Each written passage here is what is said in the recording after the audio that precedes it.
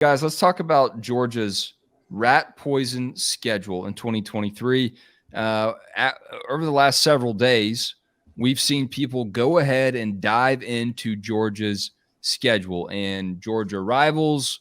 If you mix it up with people on Twitter, God bless you. Take a break from it. Go outside, look at the sunshine, take a walk, because everybody's coming at you right now if you're a Georgia fan.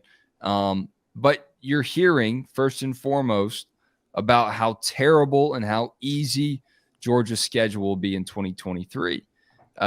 If you're a Georgia fan, that's aggravating. If you're Kirby Smart, now you've got to find a way to manufacture this rat poison and turn it into bulletin board material, just like he found a way to do for this national championship. Because if you've heard some of the post-game quotes, somehow he had Georgia players believing that people predicted Georgia to go 5-7 and 6-6. That's an actual quote from Zion Logue. Yeah, he'll be capable. If he can do it this year, he will have proved himself capable of Jim Jones type stuff. I swear to God. No question. There's might something in the Powerade coolers. Yeah, that's basically the way it is. I don't know, man. The schedule's weak, dude. The schedule's weak. I mean, the schedule's weak enough that if I'm Kirby, I go to SEC Media Days and I just kind of lean into the microphone. And I said, at the University of Georgia, the hunt continues. Questions. That's how confident I would be in it, because they're going to beat everybody's ass. I mean,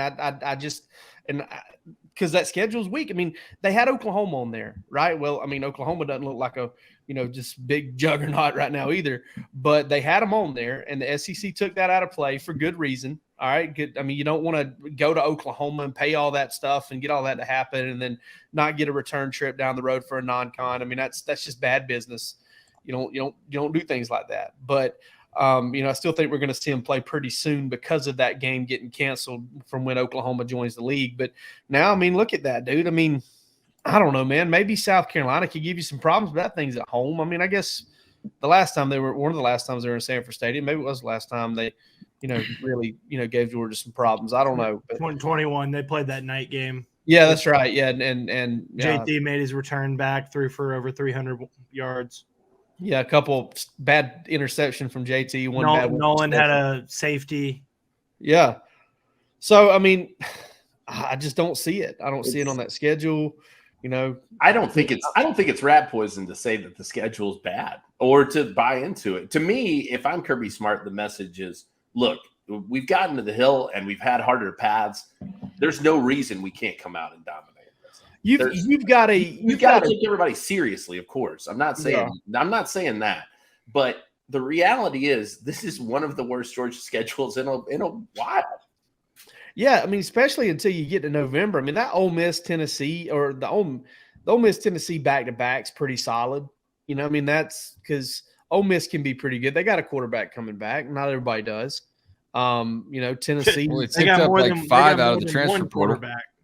Yeah, that's true too. They may one of those may supplant. I would imagine that they're going with Spencer Sanders.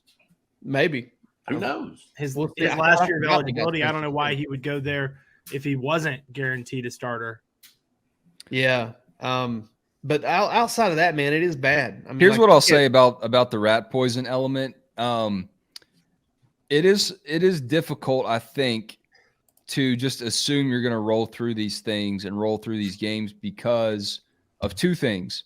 A lot of times when we look at these schedules at this point in the year, okay, January, right? You haven't even gone through spring yet.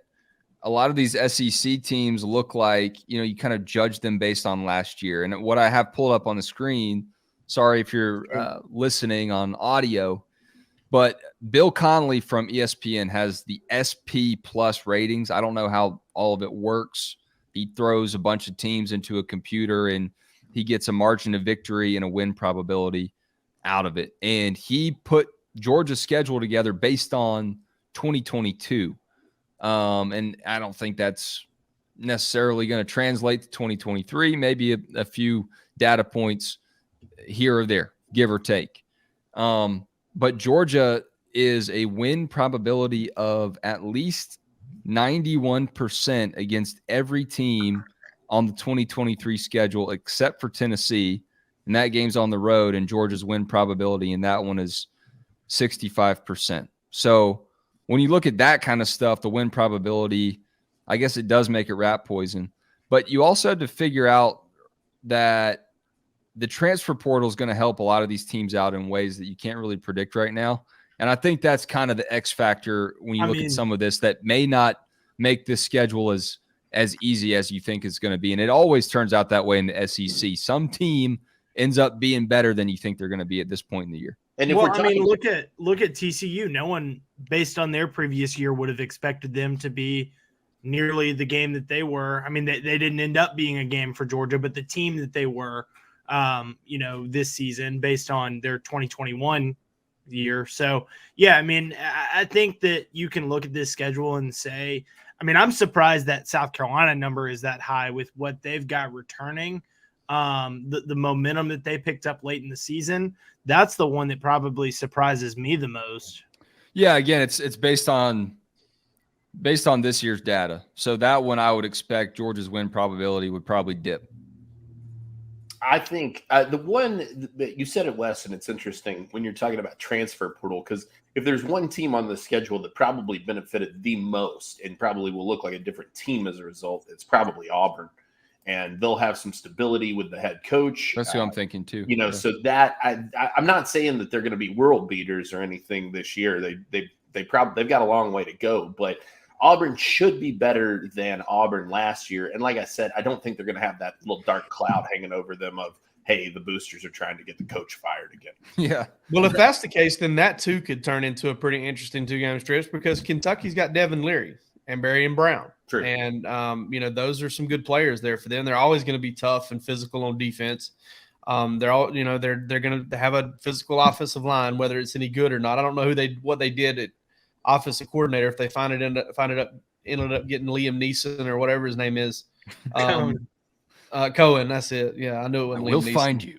He's got a particular set of skills. But yeah, he think that is could back. be one He too. is back. Yeah, so yeah, they got him back. That's another one that's kind of intriguing. I mean, I think Georgia probably beat South Carolina pretty good. Yeah, because that one's going to be like a SEC opener. Be shocked if Georgia didn't figure out a way to get that bad boy at night. I mean, gosh, opening up with UT Martin and Ball State, they're probably installing some Gamecock stuff. And I'll tell you another thing too. I bet you it's the 3:30 game though. Yeah, it may be what South Carolina does. I know Florida and Tennessee is that weekend, so maybe that's the South. Or that's I would imagine they like taking that rivalry game. Georgia, then Georgia and South Carolina could get that. Wait a second, isn't this the first year where SEC on CBS is no longer the? No, I thought there's one more year. There's one more year. Yeah. Okay. Yeah, it could be. With Rattler figuring it out, defending back-to-back champs, maybe they want to do that. I don't know if Rattler's going to figure out Georgia's defense. Michael Williams and I mean, that's something Bear we're going to dive Alexander. into a little bit deeper this offseason, but in its own way, it's going to be different, but in its own way, I've got some similar 2021 expectations to 2023. I mean, for this year, I think it's going to be different, but I'm telling you, man, in terms of what you're bringing back on the D-line, second level, third level, that defense brought back – this defense is bringing back so much more across the board than that 2021 defense did, where the secondary was actually a big concern. Guys, y'all remember going into the Clemson game, you thought Georgia might have to score 27 or 24 to win because you didn't know if they were going to be good enough in the back half to deal with Clemson. And then Chris Smith showed up out of nowhere. Yeah, dude, like a zero turn all over the whole schedule, just mowed everything down. To that point, if Georgia's defense is at the 2021 level, then they won't have to worry about this. But I mean, we talked to Cedric Van Pran after the Peach Bowl, and everyone that we got to talk to, Jamon Dumas-Johnson, Kenny McIntosh, Smile Munden, they pointed to that game like Mizzou, where they were tested and they learned their mettle, they learned what they were made of, and it helped them out in a game like Ohio State. So if you do just blaze through everybody, maybe some of these younger guys don't necessarily know what it feels like to get punched in the mouth. And we're looking way too far down the road, but I could see that potentially being something where, we're hearing from Kirby Smart in December, and he's like, yeah, we beat everybody by 4 touchdowns, and we haven't faced any adversity. Oh, man. Yeah. I mean, you mentioned getting punched in the mouth, but I think that you've got those first 2 games to get those young guys at least acclimated to doing it when the band's playing. I mean, they're going to get a heavy dose of it. So, yeah, they'll probably have some growing pains. I think that's inevitable, but that's a really nice start for to introduce young guys. But we're talking about young guys. There's not going to be that many young guys. I mean, you're pretty experienced all over the field. I mean, whether it's offense, wide receiver, you feel very experienced. Tight end, you feel very experienced. Offensive line, I mean, you're breaking in essentially one new starter there. Quarterback, yeah, but running back, you bring back everyone. I mean, except for Kenny, but defense, you're experienced up and down the field. There's not a ton of young guys. They might be in the rotation, but there's not going to be a ton of young guys that are being counted on very heavily, with the exception of maybe outside linebacker. Yeah, and maybe safety. Yeah, I mean, if they decide to go with Jonel Aguero there, I mean, that could be one. I mean, they still got Dan Jackson. Without folks even realizing it, David Daniel Sisfa played a lot of really valuable snaps this past year. Primarily, go back and watch C.J. Stroud's run at the end of that Ohio State game. He made the tackle. Yeah. And then, what I'm kind of predicting is I think Smoke Bowie may come in and play star or safety. Javon Bullard may play star or safety. I really, really love the idea of Javon Bullard at safety, because I think he's very Chris Smith-like, with maybe a little bit more range and maybe a little bit more Wolverine in him. He's got that little bit of like I've mentioned it before, a little Brian Dawkins, kind of just a reckless mentality. Makes the hair stand up on my neck.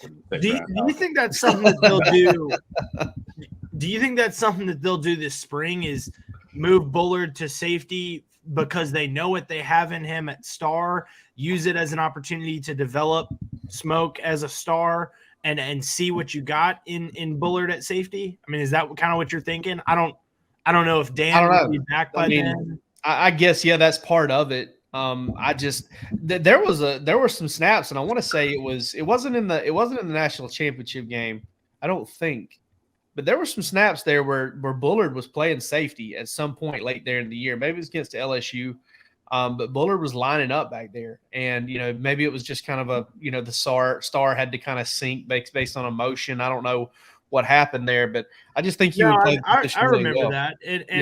I think it was LSU. It might have been one of those later regular season games like a Georgia Tech or something. I will say this, though, before I forget this, Palmer, I do want to bring this up about the youth thing. The strong safety spot is, in fact, I've talked to some people about this, is a significantly easier spot to kind of learn in Georgia's system. It's a lot easier spot to pick up on, from what I understand, than the free safety spot, making what Malachi Starks did this past year probably a little bit more impressive.